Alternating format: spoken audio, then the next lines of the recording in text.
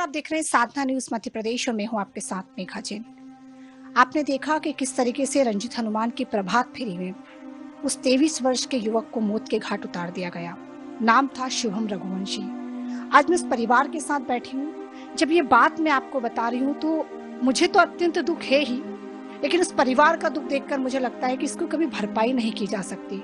उस दरिंदे ने तो उसको मौत के घाट उतार दिया, लेकिन उन माँ बाप से उस दर्द की दास्तां सुनने आई हूँ। एक माँ बाप जब अपने बेटे को पाल पोस के इतना बड़ा करते, कई सपने देखते हैं, कई सपने संजोते हैं कि वो ये करेगा, वो करेगा, बड़ा होकर इस तरह के कार्य करेगा। उस माँ के आंसू, उस पिता का बल टूट गया आज। तो आज मैं उनसे जानना चाहती हूँ कि वो सरकार से क्या चाहते हैं, उस दरिंदे से के लिए क्या चाहिए उस दरिंदे से उनको। क्या वो फांसी की सजा की मांग कर रहे हैं, क्या वो आजीवन कारावास की मांग कर रहे हैं, प्रशासन से क्या चाहते हैं। आज सिर्फ मैं उनका दर्द बयां करने आई हूँ और आप तक ये दर्द सुनाने आई हूँ। तो आइए सीधे उनसे बात करते हैं। शुभम क्या करता था और कितने वर्ष का? 23 साल का था। बिरयानी दुकान चलाता था, रेस्टोरेंट शुभम नाम से। ये अपना माला में शुभम स्कूल के पास में। सुबह घर से निकला था आपके साथ, तो प्रभात फेरी में पहुंचा था। कहा था भाई हम पापा बरेली में जा रहे हैं घूमने, 2 घंटे बाद आ जाएंगे। जब 8:30 बजे फोन आया सबका इनका कि पापा साथ हमारे पास ऐसी घटना है, छोटे बच्चे ने फोन करा कि पापा शुभम को भैया को चाकू वाकू मार दिया, आप जल्दी आ जाओ। जब मैं उन्होंने बोला भाई एम भाई लेके जा रहे हैं, एम भाई हम गए तो देखा तो हमने उसकी लाश मिली हमको तो वहाँ जाके। दोनों में अभी साथ में गए तो देखा तो पलंग के ऊपर हमारी लाश मिली उसको जाके। उनका व्यवहार कैसा था? क्या वो आक्रोशित था? भाजपा में भी मिला होता, बजरंग दलों से, सब नेताओं से, सब चारों मेरे से। राजनीति में भी था बच्चा हमारा, रोज कमाता रोज खाता था। और हमारा परिवार चलता था, 3 आदमी, 2 बच्चे, 2 लड़के और 2 हम, दोनों मियाँ बीवी जी। 3.5-4 साल दुकान चला रहा बिरयानी की। 1000-2000 कमा के हमारा पाल पोस करता था। ये किराया का मकान हमारा झोपड़ा, 5000 रूम किराया देते मैंने, बस ये हमारा ये गुजारा चलता था। किराए के घर में आप? ये किराया का घर है हमारा। परिवार में और कौन कौन? अभी तो कोई नहीं, बस हम 2 लड़के और 2 मियाँ बीवी यहाँ पर। शुभम क्या बातें करता था आपसे, क्या कहता था, क्या करना था उसको? भाई यही बोल रहे पापा तुम्हारा सपना हम साकार करेंगे पूरा, जब तक उम्मीद है। 2 महीने बाद उसकी हम शादी भी, 2-3 महीने बाद उसकी शादी भी करने वाला था मैं। तो बेटा ठीक है तेरे अप्रैल मई में शादी कर देंगे मैंने। आपने उसकी सगाई हाँ सगाई कर रखी थी हमने। क्या उसके मन में ठीक है, लाड़ी भी हमारे घर पे, दोनों बच्चों की एक साथ में शादी संबंध करना था 2 महीने बाद। मैंने को भाई जो ख्वाहिश पूरी करना चाहता था मैं, और मेरे बच्चे के साथ उसके पहले ही ये घटना हुई। मैं ठीक है राम के दर्शन करने जा रहे हूँ, रैली में भी हर साल जाते हैं। तो अब आप सरकार से क्या चाहते हैं? मैं सरकार थोड़ी मदद मिल जाए हमारे को, हमारा पालन पोषण हो जाए, छोटा बच्चा है उसकी लाइन थोड़ी जिंक दे जाए, वैसे हमारा जीवन कट जाए बुढ़ापा का। हमारी उम्र होगी 45 साल की, 10-20 साल उम्र कमा लिया, हमारा एक सहारा था, तैयार था, तो ही चला गया तो हम किसके सहारे जिएंगे। अब हमको तो दिन रात होना। अभी जो 10-15 दिन के मेहमान आ रहे जा रहे, जब तक मेरा जीव ठंडा हो रहा, अभी बाद में मेरे को उठते बैठते रोना जाना ये चला रहेगा मेरा तो। मेरा तो दाया तो वो भी कट गया भाई, किससे अपन क्या बोल सकते हैं। जब अपना दिल का दर्द तो अपन को सहना है, तो उनको जो कार्रवाई ऊपर संत के प्रदर्शन कर भाजपा वाले करेंगे। भाई हम फांसी तो क्या दिला उनको, अब सजा करो 10-20 साल की, अब कैसे कह रहे हैं। एक पिता जिसने अपने पुत्र को अभी खोया है, अभी कुछ दिन 3 दिन बीते हैं पुत्र को खोए, और आज तीसरा दिन है उस बात को, लेकिन वो पिता फिर भी ये बात कह रहा है कि जो भी कोर्ट तय करे, जो भी न्यायालय तय करे, जो भी कर सकते हैं वो करे। आज भी उस पिता के मन में ये टीस है, क्योंकि वो ये बात बेहतर जानता है कि फांसी देना इसका निराकरण नहीं हो सकता, इसको कैसे सुधारा जाए। घर तोड़ना इसका निराकरण नहीं हो सकता, इसको कैसे सुधारा जाए। क्या चाहती हैं आप? जिसने आपके बेटे पे चाकू चलाया है, उस लड़के के लिए आप क्या चाहती हैं? मैं यही चाहती हूँ कि मेरी कोख उजड़ी तो मेरे बच्चे को मारने वाले वो भी जिंदा नहीं रहना चाहता, मैं उसको जिंदा नहीं देखना चाहती। आज सरकार से क्या कहेंगी, प्रशासन से क्या कहेंगी, सरकार से क्या चाहती? मैं पैसे कोड़ी कुछ नहीं चाहती, बस मेरे बच्चे को न्याय मिल जाए। मेरे बच्चे को न्याय मिलना चाहिए किसी भी हाल में। शुभम क्या कह के गया था आखिर? मेरे शुभम के बहुत ख्वाब थे, मकान बनाएगा, इस बच्ची का जीवन बर्बाद हो गया, इसका क्या करूँ मैं। उसकी शादी होने वाली थी 1 महीने 2 महीने बाद। मैं तो इंसाफ चाहती हूँ मेरे बच्चे के साथ, मेरे बच्चे के साथ इंसाफ होना चाहिए और कुछ नहीं चाहिए। शादी कर ली? अब 2 महीने बाद शादी थी इन दोनों की। इसकी भी शादी थी, इसकी भी शादी थी, दोनों की शादी। और घर का मेरा खर्चा, मेरा बच्चा वही चलाता था, लोन फोन की किस्तें पेड़े सब वही भरता था। मेरा घर बर्बाद हो गया, मेरा जीवन बर्बाद हो गया। मेरा छोटा बच्चा काम पर नहीं जाता, काम नहीं करता। मेरा सुबह भी मेरा पूरा घर चलाता था, इसका भी चलाता था। इसका भी पापा नहीं, भाई नहीं है, इसको भी वही देखता था, इसके परिवार को भी वही देखता था, मेरे घर को भी वही देखता था।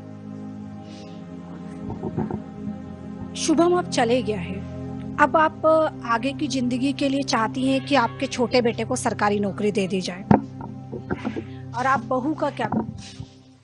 बहू मेरे पास रहेगी, शादी करूंगी मैं धूमधाम से। मेरा बेटा आजकल आया था, मैं उसकी शादी ब्याह करूंगी, बेटी बना के रखूंगी, बेटी बना के विदा करूंगी अब मैं उसको। आपको पता है वहाँ पर क्या घटनाक्रम घटा था? क्या आपको कुछ जानकारी है उसके? मेरे को कुछ भी जानकारी नहीं। जब मैं एम्बाई गई थी, जब मेरे बच्चे की लाश मेरे हाथ में थी। शुभम के किसी से दुश्मनी थी क्या? शुभम की किसी से दुश्मनी नहीं थी, ना किसी बात में नहीं थी। मोहल्ले में भी बहुत अच्छा बोलता था, चलता था। बाहर भी किसी से कोई दुश्मनी नहीं। मेरे बच्चे की, मेरे दोनों ही बच्चों की किसी से दुश्मनी नहीं। तो आपने सुना कि किस तरीके से शुभम की माँ लगातार दर्द में है, पीड़ा में है, वो रो रही है। 25 वर्ष का बेटा उन्होंने खोया।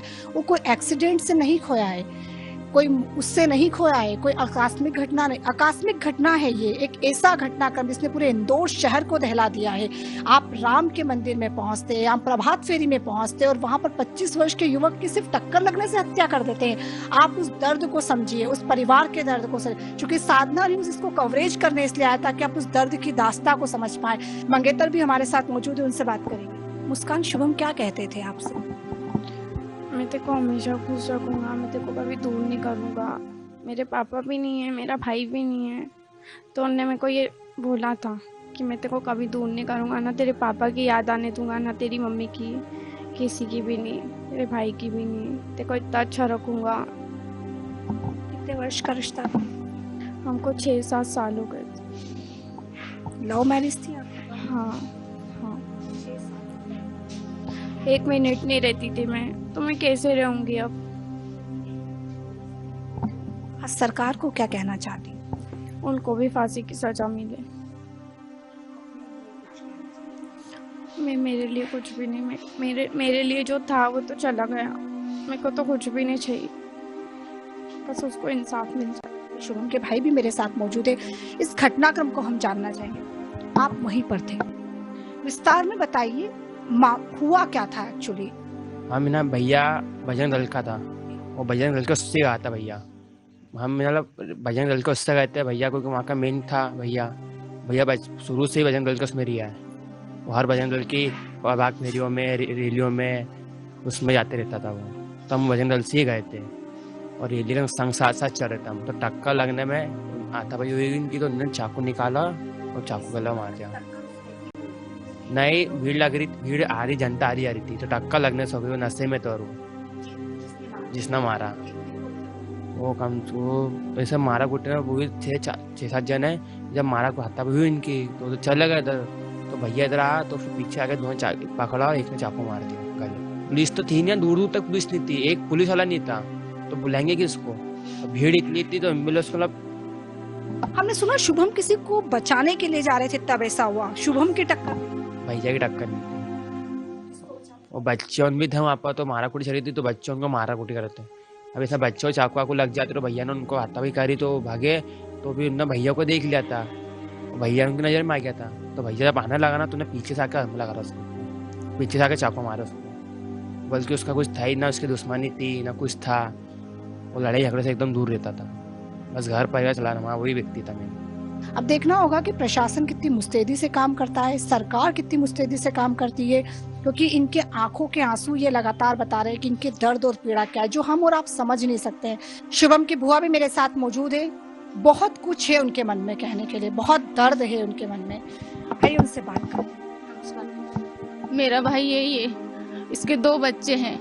मेरा भाई है ना, इतना गरीब है कि पूछो मत, तो कब से किराए से रह रहा वो बड़ा बच्चा है, वो सपने देख रहा था कि मेरे पापा के लिए मकान लूंगा, इसका काम छुड़वाऊंगा। मेरी मम्मी रसोई में जाती है पूड़ी बेलने के लिए, नशे में तो बहुत लोग रहते हैं, कोई लड़की देख नहीं सकती, कोई निकल नहीं सकती, कोई घर के बाहर बैठ नहीं सकती, जिधर गली मोहल्ले हर शहर में नशे मुक्ति चल रहा। बस नशे मुक्ति से तो आज वो लड़का गया बेचारा, तो ज्यादा के कितने सपने थे उसके। घर जब भी दिखता था दीदी मम्मी को काम करवाना है, घर छुड़वाना, घर बनाना, ये करना है, किसी की दुख तकलीफ नहीं देखना। बस ये लोगों को तो ना बस ये नशा मुक्ति बहुत ज्यादा फैल रही है इस दुनिया में, तो बस इस वजह से ही वो लड़का गया है।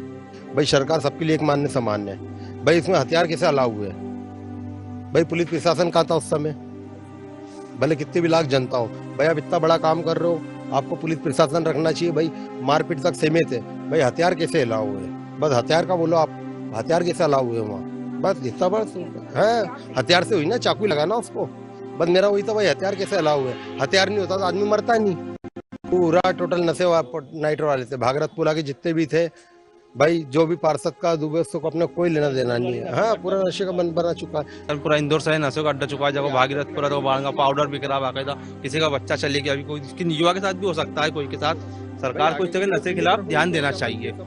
तो आपने सुना कि किस तरीके से मैं शुभम के घर पर मौजूद हूँ और वहाँ पर लगातार जो दो मांगे लगातार उठ रही। शुभम के माता पिता और परिवार ये बात लगातार कह रहा है कि कहीं न कहीं प्रशासन को, सरकार को और आम आदमी को भी अब जागरूक होना होगा और इसके लिए लगातार काम करना होगा। आप देखते रहिए साधना न्यूज़ मध्य प्रदेश।